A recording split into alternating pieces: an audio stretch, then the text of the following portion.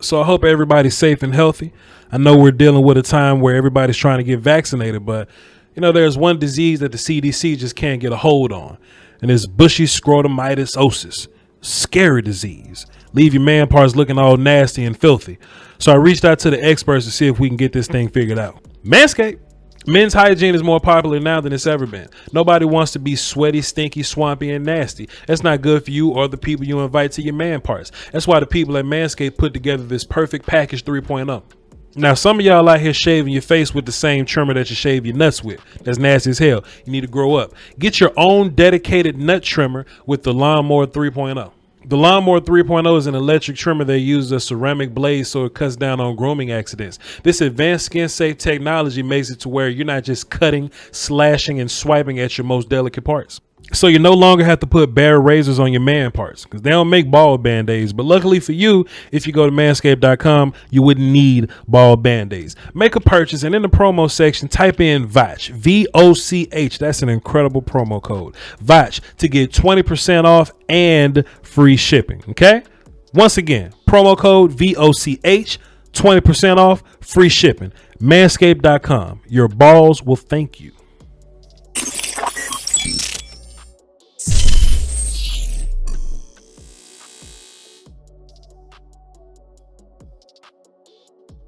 So I was taking a walk the other day, minding my business in these internet streets, watching Tevin Jenkins, preparing myself for the 3-day live draft party I'm gonna have here on the channel.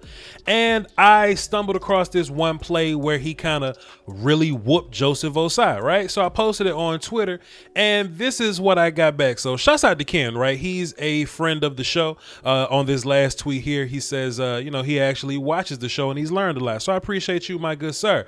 But he was implying that I was nitpicking one play where Teven Jenkins had beat Joseph Ossai, and he also implied that Joseph Ossai was just whooping everybody for the whole duration of the game. He even talked about the one walk-off sack at the end of the game. So what I was gonna do was make a Teven Jenkins film session for next month, and I was gonna, you know, mostly showcase the Oklahoma film.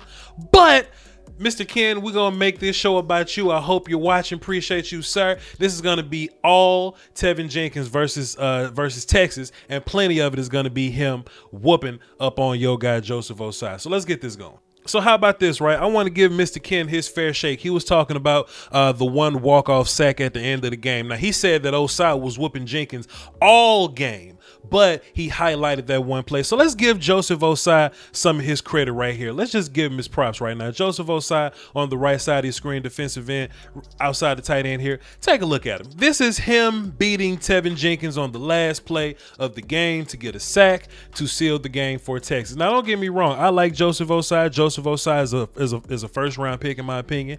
Early second at the latest. He's a super effort dude. He's a Hassan Reddick type of guy. You know, I wouldn't call him a refined pass rusher, but he does get by on his super motor type of deal. And he got Teven Jenkins here. Let's talk about some other plays that, you know, that Brother Ken was possibly referring to Joseph Ossai tearing it up. Now, Joseph Ossai is going to make this play, but if you see Teven Jenkins here, he's outside zoning to the left, away from Joseph Ossai. So sure, that may be the play that Ken is talking about. Or maybe here where Joseph Ossai is going to make another play versus the run, but once again, Teven Jenkins is outside zoning to the left. This is more of a read situation. And here is another play of Joseph Ossai making a tackle versus the run while Teven Jenkins was zone blocking away from him. Now, let's have a little fun. Now, let's take a look at the play that I posted on Twitter that Mr. Ken accused me of, you know, like kind of nitpicking plays a little bit, right? This is Teven Jenkins versus Joseph Ossai. I really ain't got to break this down. Let's just watch Joseph Ossai not be in the film anymore. This is finished, ladies and gentlemen. That is nasty. That is dog. We always talk about having dog in football players, and it's one of the big reasons why I like Teven Jenkins a little more than another offensive lineman I'm going to talk about in a different video. But just this miscellaneous anger, just this wanting to finish. It seems like every single play, Tevin is not just finishing his block. Teven Jenkins is wanting to destroy you. Now, I'm going to put an indicator on the screen. I'm probably going to try to zoom in a little bit to get a good, just to get a good deal, get a good visual of Teven Jenkins from this angle, because it is a little wider, but I feel like in the cartel view, it didn't show the true finish. Not only was Joseph Ossai blocked to the sideline, but he was blocked like all in the water and all by the coordinators and the bench players. Like, he was hitting all kind of chain gang and Aaron Andrews getting knocked around. He was almost in the student section. It's what's so impressive about this block. And it's all 1-2. Now, Brother Ken said this was only one play. Let's look at Teven Jenkins finishing Joseph Ossai a lot more.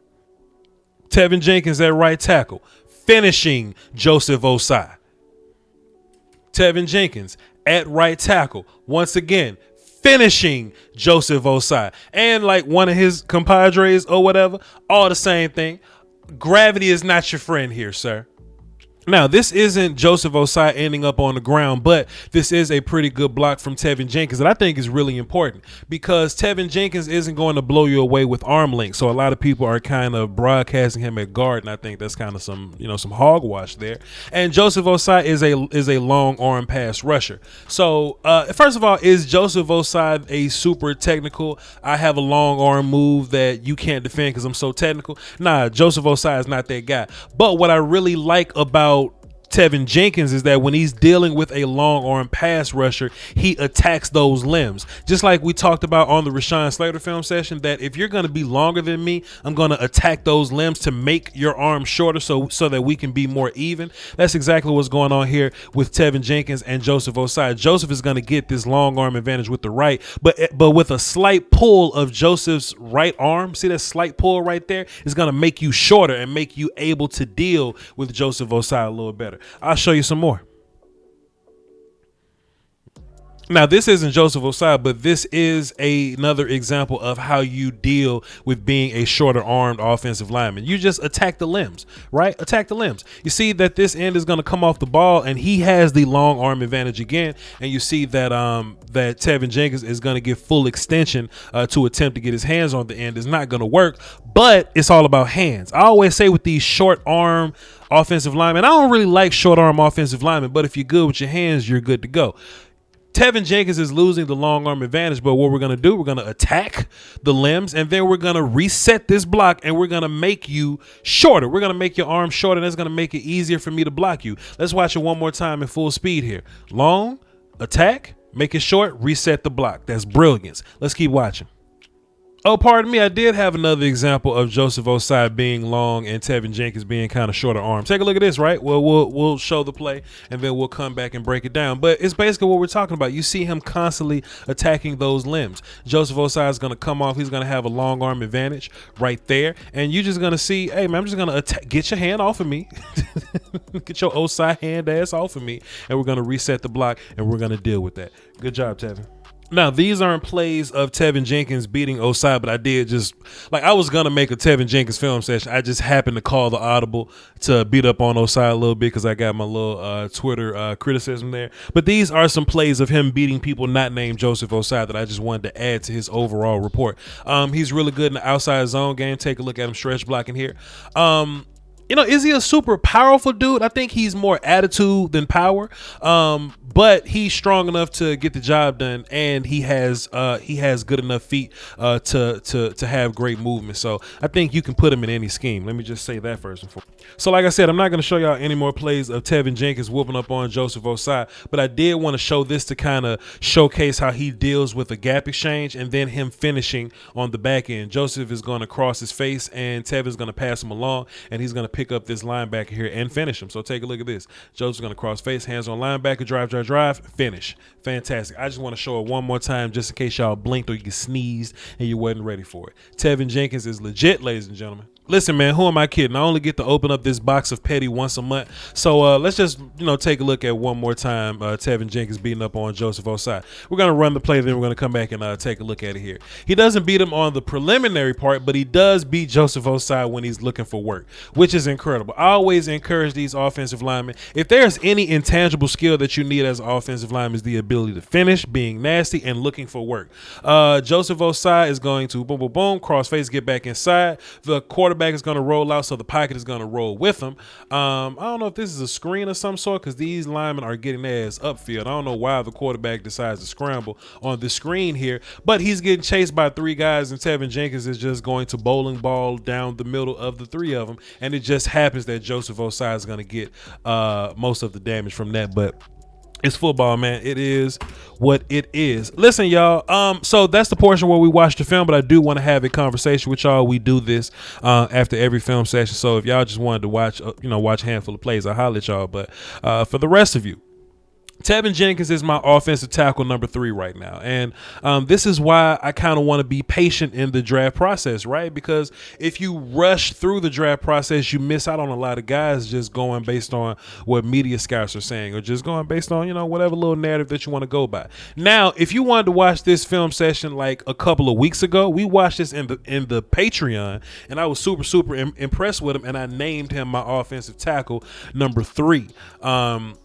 I just think he does a lot of things better than some other guys. Now, I'm going to talk about Christian Darrisaw. We're going to do a separate film session on him. He's going to be somewhere within the next 5 film sessions. We're going to watch some Christian Darrisaw. But in terms of Teven Jenkins, man, the dude's nice, man. The dude is angry. He has offensive line intangibles. I encourage y'all to watch some of his other film. He has some great film. Take a look at his Oklahoma film, which was really good. You've probably seen the Ronnie Perkins play where he just kind of, he put a jab hand down the middle of Tevin. Tevin lost his balance and Tevin went flying. So you probably seen that Ronnie Perkins play somewhere in a highlight tape on Twitter somewhere. But if you take a look at Oklahoma, I think that was one of Teven Jenkins' better games. So if you want some more film, go check that game out. Check out any game, man. The dude's a stud. Just to answer a few questions, can he play left tackle? I don't know, because most of his film is at right tackle. I try to tell people that left tackle is just is on the same level of importance as right tackle, because now you got studs at left defensive end. So I don't think one tackle is more important than the other. So hey, man, don't try to reinvent the wheel or nothing. I mean, you could try Teven Jenkins over there and kind of see if it works. But if his thing is at right tackle, that doesn't mean that he's any less valuable. Play that dude at left tackle, play that dude at right tackle, and just keep going on with your life. Is he better than Sewell or Slater? I don't think so. Will I give my reasonings why I don't think he's better than Sewell or Slater? Sure. I'll do that on my ranking video that I do in April, so y'all stay tuned for that. It's going to be on the channel here. Will he play guard? I don't want to play guard.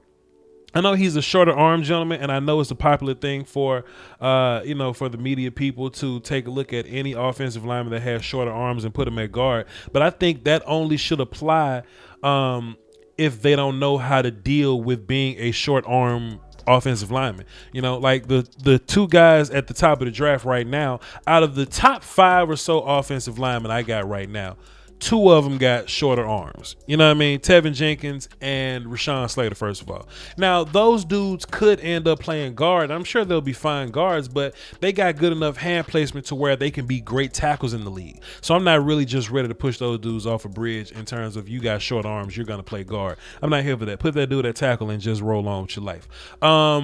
As a prospect, if I'm building a big board, is he better than Greg Russo? 100%. All right, y'all. Appreciate for tuning in, man. Follow me on Twitter, VOCHLOMBARDI. If you want to check out my other film sessions, they're longer form and there's more of them. They're on my Patreon, patreon.com/vochlombardi. That link is in the description. Shouts out to the people that make donations to the channel, man. Y'all are very much so appreciated. Also, like I said, I'm doing a 3-day draft stream this year. So last year I only broadcasted round 1 and I did round 2 with no camera. Well, that's because my live streams were so popular that my computer just couldn't handle all of the the little mess that I was trying to get going. I was trying to get people on Zoom calls. I was trying to get people on the phones. I had roughly 1,000 people watching live at a time, 1,500.